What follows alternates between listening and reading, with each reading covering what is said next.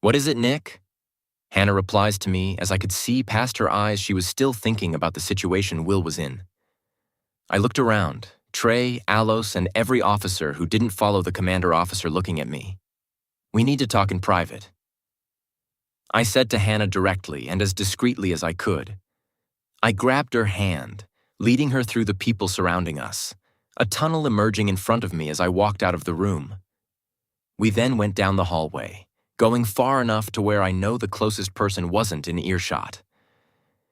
"You need to leave this place," I tell her, holding both of her hands and firmly grasping them, feeling my own palms sweat against her skin.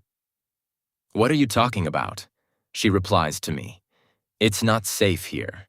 We have an army that is going to come here, fight in the area we are standing on now.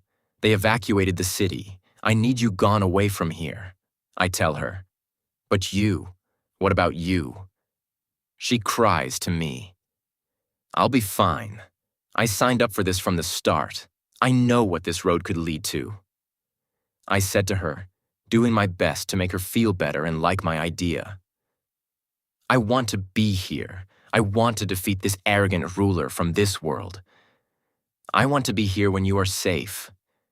When Will is safe." She continues her statement. "I don't know if this will end in a safe way," I tell her. "What are you talking about? You can't be the one giving up Nick," she says with a gasp. "Our government doesn't trust Will. He's being held captive by a relentless ruler who treats the creatures as if they are nothing. There is going to be a war where we are standing now currently. I have to understand that not everyone will get out of here safe. Even Dip." I pause, a moment of silence as I repeat what I said in my head. "It wasn't your fault for Dip," Hannah says. "You need to leave from here, please, please." I begin to beg with her, grasping her shoulders as my head and body become heavy. "Nick, I don't want to." Hannah says back to me, "You have to, please, you have to. Else I can't do this for myself. I won't be able to focus." I continue to say, beginning to feel my eyes moisten, a small tear coming down.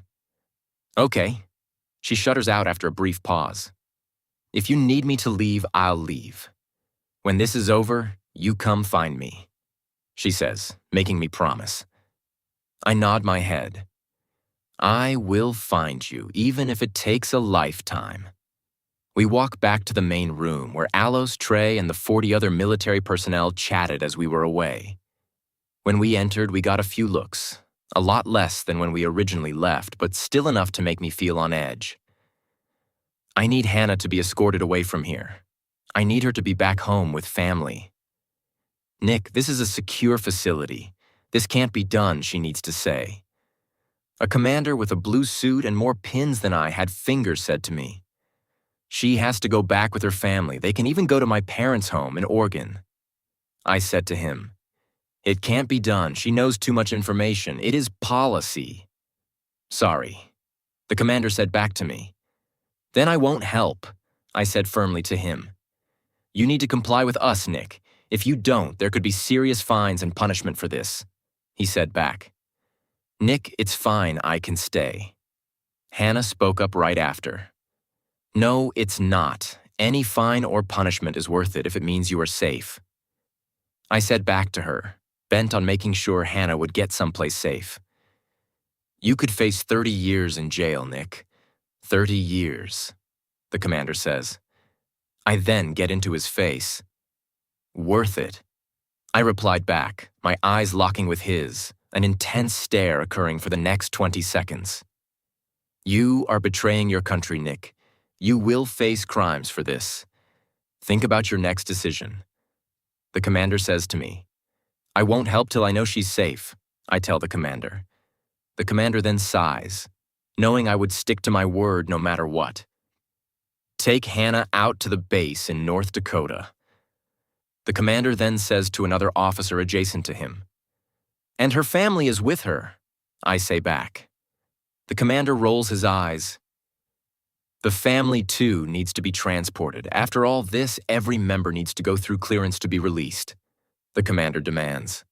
The listening officer now goes to Hannah with a head nod and escorts her out of the room. Another 10 officers follow them out, and I look back at Trey. What now?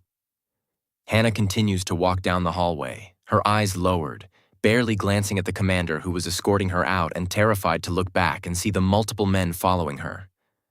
She wondered how many were trailing, hearing at least 5 different footsteps behind her. I understand he's busy, but put me through the line. I need to talk to him now. I've got a doomsday that is going on here.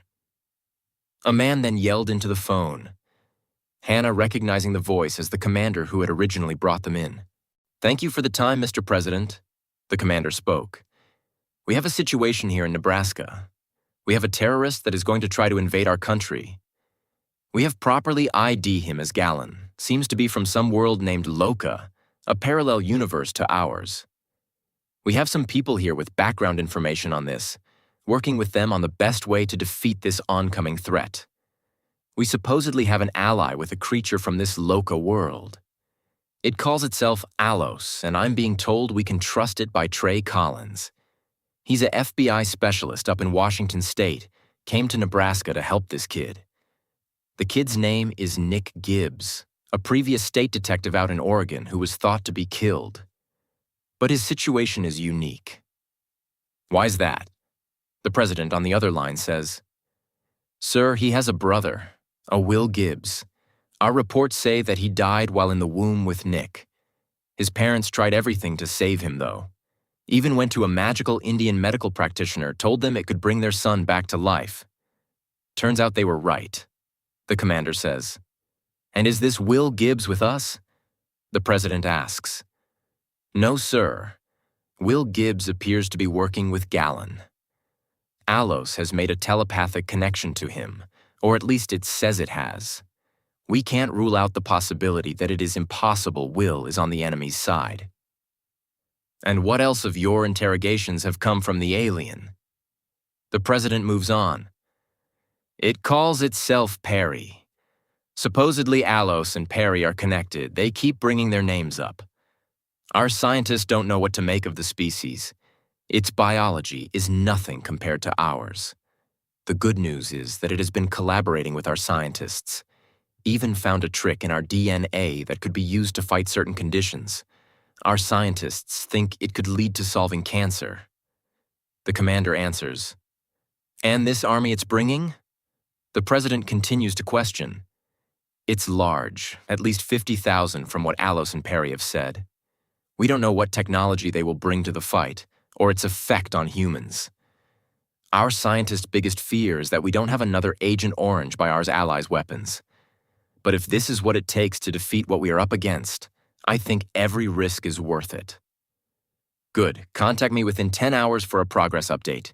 Keep working, Commander," the president says. The commander smiles and then makes a request. "I want to be permitted to do these final action. This threat from Loka, if we win, it will continue with 2 of our current allies in Alos and Will. I have the best distance snipers in the entire country here that can hit a pine cone 300 feet away. Stealthily, I want to eliminate both these persons in the event that victory is assured to be outcome. I want the green light from you to carry this out, sir." "It's permitted," the president responds. "A couple hours and I get set up in a top bunk with myself, Trey, Alos, and 2 officers named Craig and Tanner who were assigned to watch us. The lights went on nearly in a go, with Trey falling asleep shortly after as I could hear his snoring from right under my bunk. I laid awake, however, my thoughts moving in and out. Hannah, Will, Dip. What would Dip do or say in this moment? How bad could this go wrong for me, for everyone? My thoughts might have led to a few tears. Tears I can't remember but could see shedding as my mind drifted. "Will," another voice said from across the room. I looked over, the only light coming from slim, skinny windows at the top of the wall, allowing me to see the silhouette of Alos, who also was in the top bunk across from me. "Alos?" I called out, trying to see if I'm just hearing things or not. "Nick, I can see your brother again. He's reaching out." The night, it's bright with white and green stars. A streak of blue is mixed in upon the black. The solar system is having a Coca excellence. The colors are really something to look at. But this also means an event is coming when it is all over. In this case, the war is coming. Alos said to me as he still focused on connecting to Will. He says he can't stop what's coming. Alos then said in between deep breaths, "What do you mean can't stop what's coming?" I ask him, me and Alos being the only ones awake in the room. "Someone is walking in," Alos replies. Will Gallon asks as he enters the room, the cage that imprisoned Will still being in the middle of the room. "Are you ready to make history tomorrow?" Gallon asks. "What is the point of all this? We fight with humans, all we do is cause pain and suffering." Will asked Gallon. "My family thrived on taking land from beings they seemed less superior. Now it is my job to do the same, even if the family I had never kept me." Gallon replies to him. "What happened to your family connection?" Will asks. "I killed my own brother because we was less superior than me. I became a superior being to the rest of my family, so they banished me out of fear of me. So I eliminated them, ruthlessly took my crown that I had once seen my father hold, and have ruled since. And now it's a new dawn, a awakening will, one where it's me and you, because look around us. We are the strongest, the smartest, the most courageous. This world is ours." Will leans back against the bars in the cage. What is I don't want to rule based upon that? What if I don't want to be a part of any of this? Will asks. "You're a man in a cage, a weak being that I have control of. The only reason I see us as the same is your potential, your powers. But never forget who is superior." Gallon replies, pushing the cage with Will in it as it landed on its side. It rolled around for a little bit, Will pushing his hand and arms through the gaps to hold himself. "You don't scare me," Will says after the cage becomes re-established. "Tomorrow the portal opens. Me and your powers will be used to begin this war. Our troops will go out, followed by us. We have free reign to seize the land as we see fit. We have to. On your side, if you do not decide to help, you will be killed. Along with your death, our army will find any sign of friendship or partnership, and they will join you in death. Do I make myself clear?" Gallon finishes. Will clears his throat, thinking of how many beings will die if he doesn't follow through with Gallon's plans tomorrow. "You do," Will reluctantly says. In the darkness, Will sees a small smile come upon Gallon's face. "We will make history tomorrow, Will. Mark this a great night." Gallon now leaves the room, Will still on the floor in his own prison. The morning came quick with Will being woken up by 2 rock soldiers standing beside his cage. "Time to start history, Will," Gallon said from the doorway. Will slowly opened his eyes staring at him, then fully being awakened when the soldiers lifted the cage, carrying it out of the room. Once outside, Will could see the familiar field from where he was being held at, now the fact that Gallon's army completely surrounded them. Will continued to look out, not even trying to count the beings with him, but could look for miles as the army expanded every direction. "Gallon, these beings are going to die," he said to Gallon, a last-ditch effort to stop what was coming. Then they give their life to the biggest event in their lives. Gallon responds with a cheer.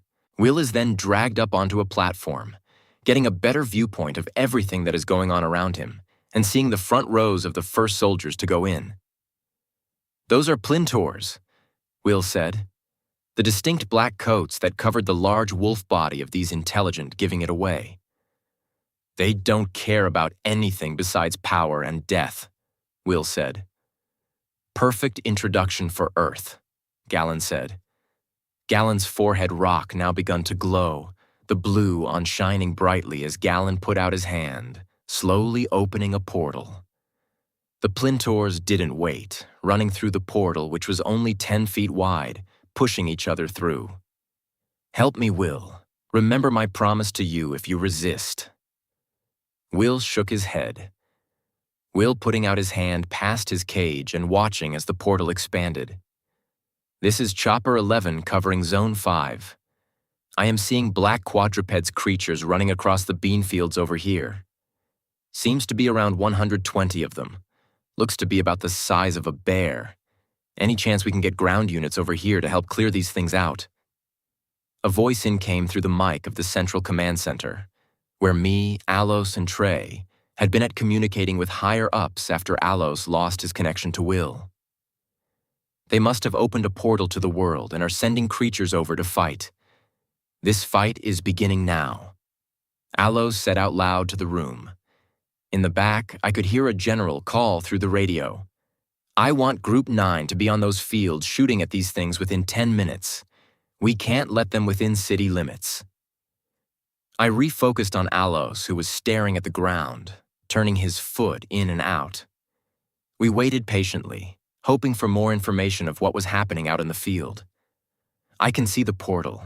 They are sending a mix of quad and bipedal beings through. Something is coming at me. We are going to collide. The helicopter pilot cut out. A large orb just struck Chopper 11, seems to have come from the portal. The lieutenant lead on Group 9 said through the mic. Update on the creatures he saw. They seem to be large dogs. We have killed the 20 we have seen, but these things are coming in aggressive. We need backup. Backup is requested. He finished. Send Group 20 and 23 to the location. The general began saying as another communication came in from Helicopter 8. I am seeing another portal open here. Have large animals with antlers coming through. I am counting at least 30 as of now. A minute later, another communication came in from Helicopter 4 saying the same thing. Then 15 called in with reports of another portal being opened. Put these locations on the map, the general demanded, the operator quick to pull up a map and isolate the locations of the 4 helicopters. I sat down in a seat amazed at what was happening. All of the 4 points were on the outskirts of the city, circling Omaha.